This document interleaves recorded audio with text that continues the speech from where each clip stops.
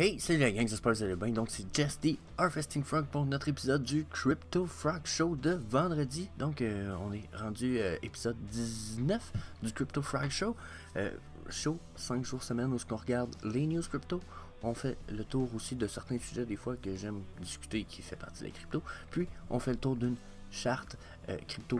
Souvent on va refaire le Bitcoin comme aujourd'hui. On va aller survoler le Bitcoin parce qu'on est vendredi. On fait du XRP, ILV, OMI, Zilliqa. On les survole tous. Donc s'il y a une charte en particulier que vous voudriez avoir lundi, mardi et peut-être mercredi prochain, n'hésitez pas à laisser savoir dans les commentaires. Ça sert justement à ça, la section commentaires pour les suggestions. Donc ceci étant dit, n'oubliez pas de faire un smash le subscribe button pour pas manquer d'épisodes. Même chose avec la petite clochette, les notifications. Venez nous rejoindre sur la famille crypto. Vous avez des questions par rapport à la crypto, les NFT ou quoi que ce soit, c'est gratuit. La seule règle c'est la seule règle, il y a plusieurs règles. La règle numéro 1 c'est pas de chialage parce que tout est il y a moyen de tout dire sans chialer. Donc ceci étant dit, disclaimer time, puis on va aller à nos news qui aujourd'hui sont intéressantes. Elon Musk, Dogecoin, puis vraiment un paquet de news intéressantes à comparer ailleurs. Donc, that's it. On ne fournit aucun conseil personnel financier d'investissement. Tout le contenu fourni par l'équipe ou par moi est uniquement à des fins de divertissement. Vous devez toujours faire vos propres recherches et vous devez toujours consulter un expert financier avant d'investir. That's it. Donc, pour ceux qui l'ont vu, qui l'ont compris hier, on a Elon Musk qui a décidé qu'il essayait d'acheter Twitter à 100%. Donc, il lance une offre de 43 milliards de dollars pour acheter Twitter. Puis, bon, on va y aller quand même assez clairement. Il y a une traduction ici qui est faite de ce qui est son offre. Puis, il écrit carrément au président du conseil d'administration de Twitter. Il dit à Bret Taylor, il dit: j'ai investi dans Twitter car je crois à son potentiel en tant que plateforme de liberté d'expression dans le monde entier. Et je pense que la liberté d'expression est un impératif sociétal pour une démocratie fonctionnelle. Chris, c'est bien dit. Cependant, depuis mon investissement, je me rends compte que l'entreprise ne pourra ni prospérer, ni servir cet impératif sociétal sous sa forme actuelle. Ok. Twitter doit être transformé en entreprise privée. Oh, ok. En conséquence, je propose d'acheter 100% de Twitter pour 54,20 milliards de dollars par action en espèces. Mon offre est la meilleure et dernière offre. Et si elle n'est pas acceptée, je devrais reconsidérer ma position en tant qu'actionnaire. Twitter a un potentiel extraordinaire, je vais le débloquer. Donc, grosse annonce. On n'a pas plus de développement pour l'instant, sauf le point que là, si Twitter devient genre à Elon Musk, puis que lui veut comme peut-être démocratiser tout ça, donner une place pour la liberté d'expression, puis probablement aussi décentraliser tout ça en partie, malgré le fait qu'il veut rendre ça privé. En tout cas, c'est mon feeling. Parce que là, il dit qu'il faut que ça devienne une entreprise privée. Est-ce que ça peut être décentralisé si c'est privé? Je pense que oui, parce qu'à un certain point, il y a moyen de commencer privé puis finir décentralisé. J'ai l'impression que c'est un peu là où il veut se diriger tout ça. Puis, là, on connaît Elon Musk, hein? On sait aussi que Twitter offre la possibilité de tipper des posts. Il y en a ici, là, Twitter Tips. Donc, je peux tipper si je trouve que, wow, il m'a dit I love you. Bon, ben, je vais envoyer un tip à Elon Musk. Là, je clique là-dessus, puis là, ben, ça va m'amener ailleurs pour tipper. Donc, on sait qu'Elon Musk est un fan du Dogecoin. S'il faut qu'il s'en aille propriétaire à 100% de Twitter, on peut s'attendre à ce que le Dogecoin devienne une monnaie de transaction de la plateforme, puis on peut s'attendre à bien des affaires par rapport à ça. Par rapport à ça, on a le CEO de Robinhood qui a discuté à propos du Dogecoin puis qui a amené un point intéressant. Okay? Donc le CEO Vladimir Tenev a pris Twitter jeudi passé en après-midi pour expliquer à quel point comment le Dogecoin pourrait devenir la currency de l'internet, la prochaine monnaie de l'internet, donc la monnaie qu'on utilise pour s'échanger un peu n'importe quoi. il écrit, il dit: est-ce que Dodge peut devenir la monnaie du futur pour l'internet et les gens? Il dit: comme l'habilité d'envoyer et de recevoir du Dodge a été ajoutée sur Robinhood, je me demandais ce que ça pourrait prendre pour que ça devienne la monnaie de l'internet et des gens. Okay? Il rajoute en disant: premièrement, les frais de transaction sont tellement petits. Il dit, en ce moment, novembre... en tout cas, je comprends pas trop, mais il dit les transactions free sont de même pas genre 3% d'une scène, ce qui peut être ça peut être aussi bas que ça. Puis comparé à 1 à 3% de network fee pour toutes les autres networks genre connus. Donc, il dit idéalement, même la transaction avec les blocs est assez rapide qu'elle pourrait être enregistrée dans un bloc dans moins de temps que ça prend pour payer à un terminal de vente. Donc un terminal de vente, c'est carrément quand vous payez avec votre carte de crédit, etc. Donc il est en train de dire que les frais sont minimes, puis les transactions pourraient être assez rapides, qui seraient même plus rapides que quand vous payez par probablement PayPass ou quand vous rentrez votre carte dans un terminal de paiement à n'importe quel magasin.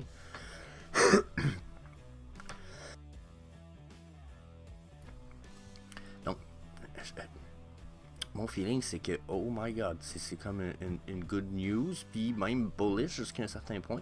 Et c'est sûr que c'est pas un gars qui est amateur de Elon Musk, même qui d'habitude il est déjà à le critiquer quand même fortement, mais j'ai trouvé que c'était vraiment une espèce de gros point fucking interesting dans un chose que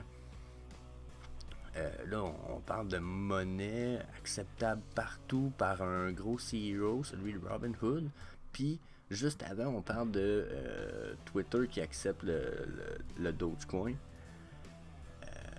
puis qui devient décentralisé, ou du moins centralisé par Elon Musk, mais si le body il a autant des bonnes intentions qu'il l'indique dans son petit message ici, des bonnes news, même que ça donne un gros pushing à l'adoption de la crypto, / des NFT, / d'un paquet d'affaires, / du web 3.0. Fuck yeah, super bullish. So, ouais, là-dessus, je pense que tout ce qui manque en ce moment, c'est votre avis dans les commentaires. Dites-moi ce que vous en pensez à propos de Elon Musk, ça m'intéresse. Sinon, prochaine news, on s'en va voir quelque chose à propos de l'adoption des jeunes à propos de la crypto-monnaie. Donc, plus de 50% des Français de 18 à 25 ans sont intéressés par les cryptos, par les NFT. Fuck yeah, la future génération, on en a compris à côté. Donc, il est écrit que 32% des jeunes Français entre 18 et 25 détiennent des crypto-monnaies. C'est là un tiers, c'est bon, c'est fucking bon. Okay? Il est écrit que le premier constat, là je vais lire ce que j'ai encadré parce que c'est le plus important. Premier constat, les jeunes Français disposent de solides connaissances sur l'univers des actifs numériques. OK. Ainsi, 67% des sondés affirment savoir ce que sont les crypto-monnaies. 45% des 18-25 sont également familiers avec le terme NFT. OK. Moi, je dis qu'il y en a 10% là-dedans qui vous bullshit puis qui vous disent n'importe quoi parce qu'ils ont peur de paraître pour des caves. Mais quand même, ça fait quand même un 57 puis un 35%.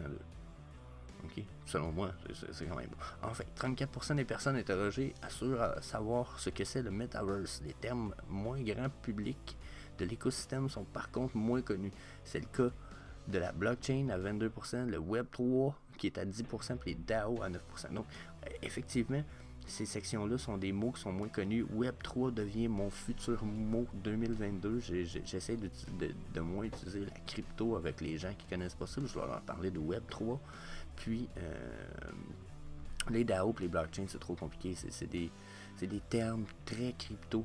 Donc, pour le commun des mortels, on ne reparlera pas de ça, mais je comprends ces pourcentages-là. Il y a juste le Web3, qui est un terme qui est quand même récent. Donc, 10%, c'est vraiment bon pour un terme qui a à peine un an. Là, on parlait pas vraiment de ça, le Web 3.0, avant là, vraiment un an ou deux.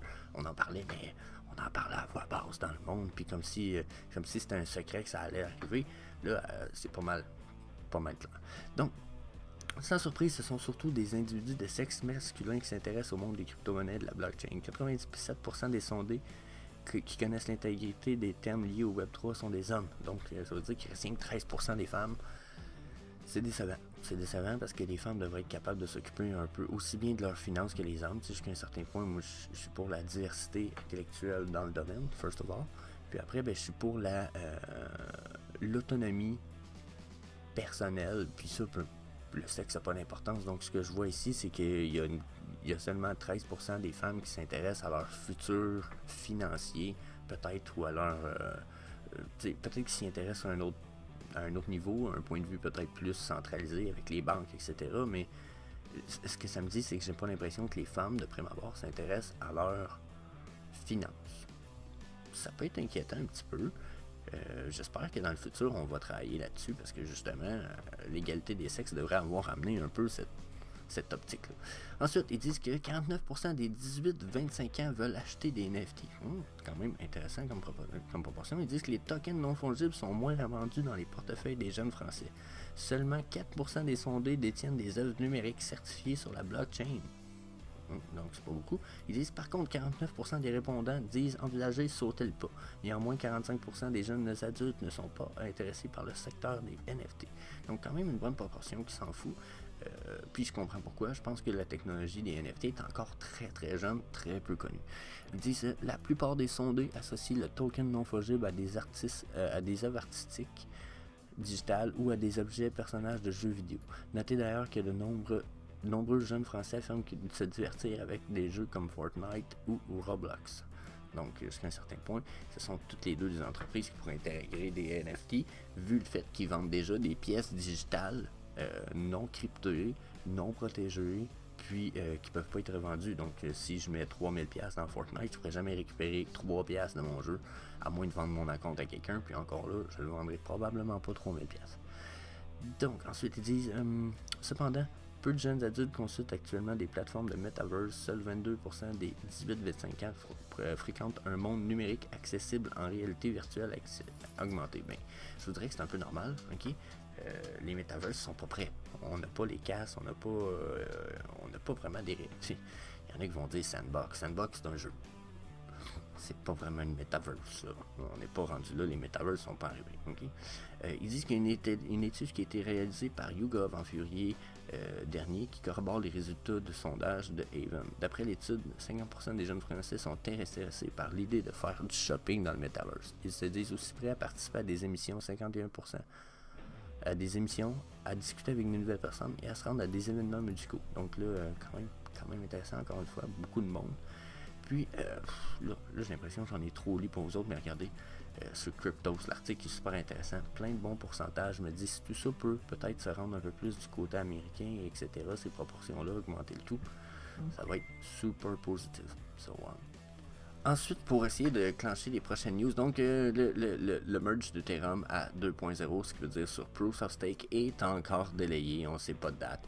Il est écrit, il nous dit seulement, ça ne sera pas en juin, mais probablement dans quelques mois qui suivent. Pas encore de date fixée, mais nous sommes définitivement dans un chapitre final du Proof of Work sur Ethereum. Puis, toutefois, l'annonce de ce rapport ne semble pas faire l'unanimité. Sur un forum Reddit dédié aux mineurs d'Ethereum, un opérateur de pool de minage a déclaré avoir examiné le code et exécuté des nœuds sur le réseau de test de merge. D'après lui, le merge ne va pas avoir lieu avant 2023. Donc, bon, quand même, pas nécessairement une bonne ou une mauvaise nouvelle, mais encore retardé pour ce qui est de Ethereum. Ensuite, les news pour Ripple rapidement. Donc, le CEO de Ripple qui dit que le case en cours va pas mal mieux qu'il aurait espéré. Donc, le CEO Brad Garlinghouse est vraiment très optimistique. Il dit la poursuite en cours va extrêmement bien. Ça va mieux que j'aurais pu l'espérer quand ça a commencé il y a 15 mois. Donc, déjà ça fait dur pour la SSI. Lui qui arrive puis qui dit ça, c'est quand même cool, tu sais. Lui, il vient rajouter éventuellement, il dit ce cas-là est important, pas juste pour Ripple, c'est important pour toute la crypto-industrie aux États-Unis, dit Garlinghouse. Il a ajouté en disant que si venait que Ripple venait qu'à perdre, ça créerait un précédent en cours qui ferait que la plupart des cryptocurrency exchanges seraient obligés de reconnaître toutes leurs cryptos comme étant des securities, ce qui fait que là, ils vont être obligés de demander puis de trouver l'identité de tous les gens sur tous les comptes crypto qui existent. Il va falloir que tout le monde s'identifie. Donc, ils sont un peu difficiles, c'est un peu crazy comme demande. Il espère pas que ça en arrive là. Il est écrit si tu détermines XRP comme une security, c'est ça, tout le monde qui va avoir des XRP va devoir s'identifier. C'est ce que la SRC recommande. Tu sais. Puis il dit pour tous ceux qui own le XRP, pour nous autres, c'est pas possible. Donc, quand même, des bonnes nouvelles, mais c'est ça. Si ça finit mal, puis il va y avoir une espèce de raz-de-marée de monde qui vont vendre le XRP parce qu'ils ne voudront pas s'identifier. Fait que ça pourrait être négatif un peu. So, bon, bonne chance XRP. Pour ma part, je suis sûr que ça va aller super bien, mais faudrait pas que ça aille de bord parce que c'est vrai que ça serait un précédent négatif en cours pour puis ça crée un précédent pour toute la crypto-industrie, ça. Donc, dernière news rapide avant notre chart, Animoca Brand qui va miser beaucoup sur les MMORPG dans sa blockchain game. Il est écrit que, bon, Animoca Brand, qui est une compagnie parente de Sandbox, a ajouté Eden Game à son portfolio jeudi passé, qui est Eden Game est un publisher de jeux racing super connu. Après ça, mercredi, il a aussi annoncé qu'il acquérait Dire Wars Entertainment. C'était un game studio basé à Paris qui a été fondé par des anciens exécutifs de Ubisoft puis d'autres 3A Games vétérans. Donc Darkwise est en train de... Attends un petit peu là, je vais refaire ça. Donc Darkwise est couramment en train de développer un nouveau Play-to-Earn Massive Multiplayer Online Role-Playing Game qui va être appelé Life Beyond. Puis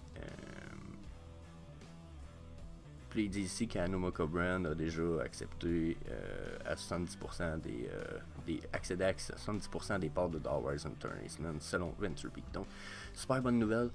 Yatsui, que je suis sur Twitter, est quand même un gars qui n'a pas l'air de niaiser. Bien entendu, de prime abord, leur Animoca Brand avait pas nécessairement des jeux 3A Games, mais là on voit qu'ils commencent à y mettre pas mal de jeux, puis pas mal de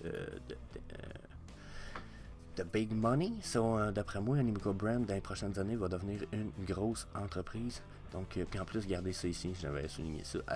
À Darkwise, nous croyons fortement dans un metaverse ouvert, dans une philosophie de metaverse ouvert, créant ainsi des bridges entre les communautés.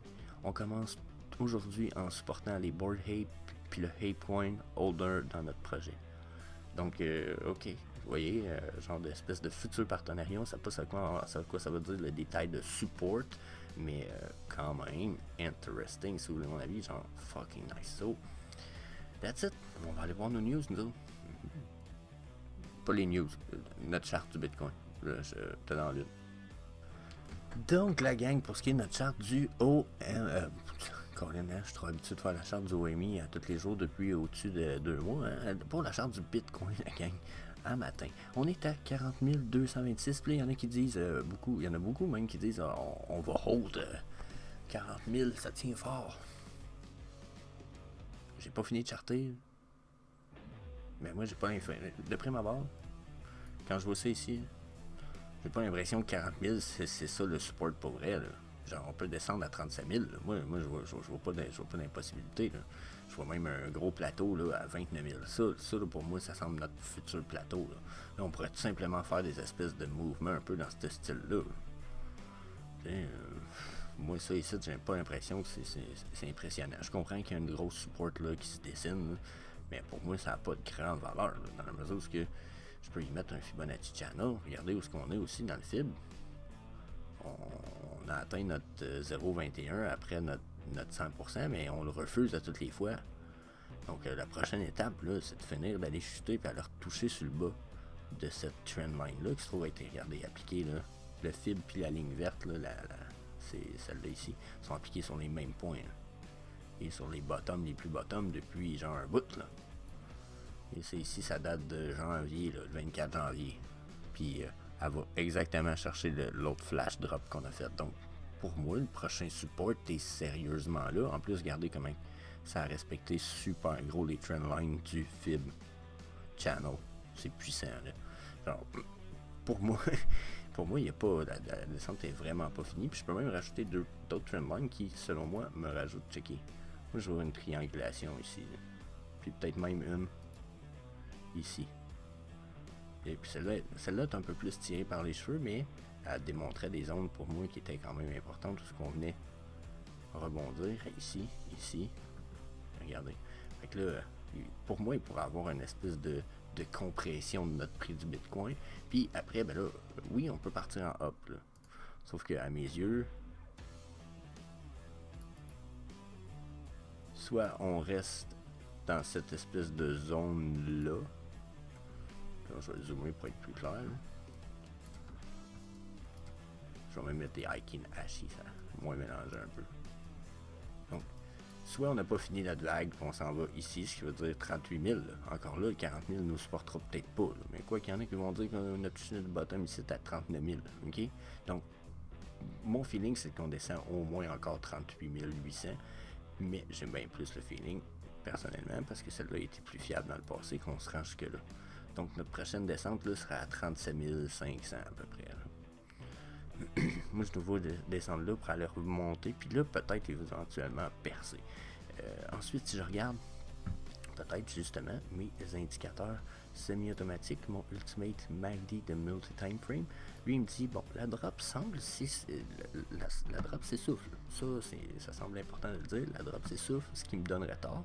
Même chose ici, on serait peut-être sur le bord d'avoir fini la downtrend vu la multi-time frame quand même plus longue qui se trouve être ma ligne verte ici.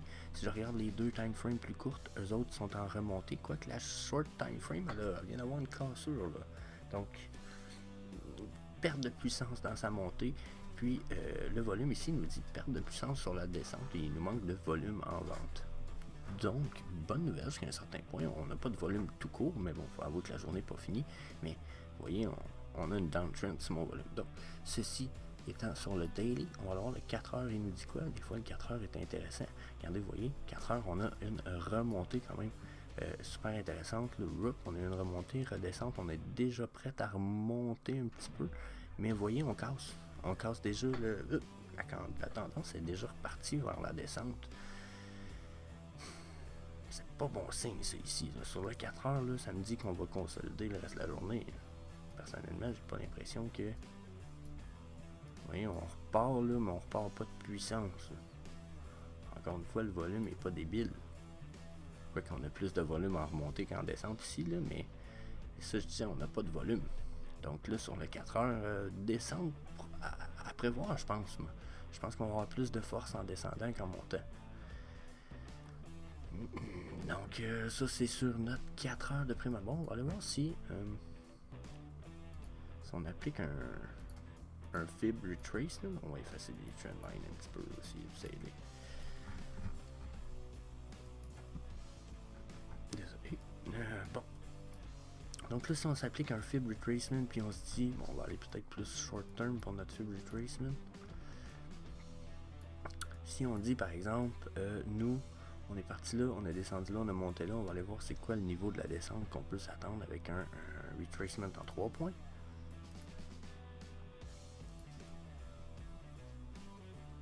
Oh, vous voyez, on aurait atteint 100%, on serait peut-être sur notre bottom pour vrai. Si on n'est pas sur notre bottom, le prochain palier peut être quand même bas. Donc ici, je me serais trompé, ce qui serait crissement intéressant. Puis là, ben, on va aller voir des fois que ça changerait de quoi, mais ça change rien. Vous voyez, on est tous sur le 100%. Si on y va plus, encore pire, ben là, on a dépassé. Oh, vous voyez ici, ça c'est intéressant. Quand on l'applique sur ce haut-là, ici, qui est peut-être plus long un petit peu, quoi que le bottom ne sera pas bon si je prends ça. Si je prends ça, je mets ça. Ah ouais, là, attendez un peu, j'ai failli faire une erreur qui faisait dire un peu n'importe quoi à ma charte. Donc, ça rend le tout quand même crissement intéressant. Regardez, jusqu'à un certain point, si je prends ces drops-là comme ça, puis que je vais ici, regardez ce qu'elle est ma Golden Pocket Zone. Elle est direct à 38 600. Donc, mon feeling qu'on retombait sur ma trendline du bas qui était celle-là ou celle-là. Et il semble bon. Si vous voulez mon feeling, là, ça me paraît. La Golden Pocket Fibonacci, d'habitude, c'est la zone à atteindre. Donc 38 800. Donc ma trendline du haut serait plus probable. Si on se rend à la Golden Pocket 618, là, on va descendre plus dans les 36 300. Probablement 37 500, comme j'avais prédit. Pour la trendline, probablement. Dans le fond, ce que je pourrais prédire, ça serait. On va aller toucher 38 800 ou 38 900. On va flasher jusqu'à 37 500, puis on va repartir sur une remontée. D'après moi, c'est ça qui se prépare pour l'instant, la gang, quand je regarde tout ça comme ça. Ensuite, on va aller voir les EMA sur le daily. Ils nous disent quoi? Donc, nos EMA, regardez, les EMA me disent probable rechute. Ils commencent à s'écartiller un petit peu. Là. Ils s'étaient rapprochés pas mal ici, nos lignes, mais regardons, on a un dead cross, puis malgré le fait qu'un Golden Cross semblait se dessiner, on est reparti. Donc mes lignes semblent vouloir tranquillement se réécartiller les unes des autres. Ce qui est Ce qui est bon signe quand nos chandelles sont sur le dessus, puis qu'on a fait un Golden Cross. Mais là, c'est l'inverse. On a fait un Dead Cross. Nos chandelles sont justement en dessous. Pas bon signe. Ça, on est sur le daily. C'est sûr que ça peut changer quelque chose, mais ça reste quand même la même chose. Peu importe le type de chandelle aussi. Vous voyez, ça change rien. Maintenant, le 4 heures. Le 4 heures viennent de nous dessiner un Dead Cross. Tu sais, genre, on a eu un Dead Cross. On a une confirmation de Dead Cross. Moi, ça me dit descente à venir pour la journée. On en est loin. Puis, on a un écartement aussi, clairement, depuis le dernier 4 heures, ce qui date de 15 minutes. Mais on a quand même un écartement clair. Ici, on perd de puissance sur mon MACD. Ici, comme je disais, je retourne en downtrend. Pas de bonnes nouvelles, ici. Là. On va pas se voiler la face. Là. Même sur le 1 heure, regardez, on refuse les 55 puis 89. Pas de bonnes nouvelles. Donc, de prime abord, Bitcoin, c'est bord de tomber. Donc, on va aller voir rapidement. Stochastic RSI, puis RSI, puis on va laisser ça là-dessus aujourd'hui. La gang, j'en fais pas long. Je pense pas qu'il y ait grand chose à dire sur notre... sur notre Bitcoin Shitty. Je pense qu'on va avoir fait le tour assez rapidement. Donc regardez, ça, on est sur le 1 heure. J'aime pas trop le 1 heure. Là. Sur le 1 heure, le 4 heures, on est bearish. Donc stochastic bearish sur le 4 heures. Puis RSI bearish aussi sur le 4 heures. Si on s'en va sur le daily, ça c'est bearish, prévision de bearish, puis un petit peu de bullish, mais on n'a quand même pas retraversé notre médiane, donc on est en prévision de bullish, mais on est encore en bearish ici. Pas de super bonnes indications de prime abord, la gang. Donc, si on finit avec la Pitchfork, la gang, regardez, appliqué ici à ce top là, bottom, top. Donc on peut voir jusqu'à un certain point que là, on avait été tapé dans notre 100% ici, dans notre médiane, on va dire. Puis là, on est en train de remonter tranquillement, pas vite. Mais là, on a refus ici. Donc là, je sais pas si on va être capable de rebondir sur peut-être la trendline du bas de notre fib. Au Collins, je me mélange, je fais trop de Fibonacci sur notre fourche. Donc si on redescend à venir taper ici, là, ce qui serait probable, là, ça arrive souvent qu'on va venir faire quelque chose dans le genre, dans un Fibonacci, un peu comme on a fait ici, on monte, on vient retoucher notre bottom line, on va remonter, on vient toucher le bottom line, ça nous ramènerait encore à 37 500 environ, avant de peut-être aller retester le top qu'on a là. Personnellement, je pense qu'on a des bonnes chances de tester ce top-là si on se met rapidement, là, c'est pas mon outil préféré, un regression trend, on pourrait voir que on est parti sur une uptrend. Donc, ça se peut bien qu'on continue dans ce sens-là, ce qui nous indiquerait remonter éventuellement là-dedans. Donc, intéressant pour ce qui est du long terme, mais sur le court terme, c'est pas quelque chose que je vois jouant une descente à 37K. Puis ensuite, ça va être à voir pour ce qui est des résistances. On a quand même une coupe de bonnes en descendant. Donc, je pense pas qu'on va descendre en bas des 29 000. Pour vrai, je pense que c'est notre bottom. 29 900. Mais quand même, surtout qu'il y a une résistance psychologique à 30 000, je pense que ça, c'est notre bottom. Mais je pense pas que le 40 000 va être suffisamment puissant pour nous retenir. Je pense que même au contraire, on a eu des preuves que c'était pas une résistance qui tenait. Elle tient, mais je veux dire, est défoncé souvent. Okay? Donc, je pense que 30 000 semble beaucoup plus fiable que 40 000 ici. Je sais pas si vous comprenez. Donc, ça, c'est mon feeling, mon opinion sur le sujet. Donc, si vous avez des questions crypto, NFT, chart, etc., venez faire un petit tour sur le groupe La Famille Crypto. Déjà, c'est notre groupe gratuit qui sert justement à ça, pour toutes les questions, etc. Puis, s'il y en a qui veulent des sections un peu plus poussées, où ce que vous passez peut-être 1 heure avec moi, où ce qu'on pose carrément les questions, n'hésitez pas à venir m'écrire sur Twitter, Facebook, etc. J'offre le service déjà à une couple de membres. De la famille crypto, je me suis rendu compte que j'étais rendu à 8 à 10 membres minimum qui, une fois par mois, me demandent pour des séances en privé comme ça. Donc, venez me voir, vous avez besoin de ces séances en privé-là, on va s'arranger ensemble. Puis, vous allez être pas mal gâtés au bout de la ligne. Donc, ceci étant dit, je vous laisse là-dessus. Ça faisait le tour du Crypto Frog Show du jour. Puis, that's it. That's all. Peace.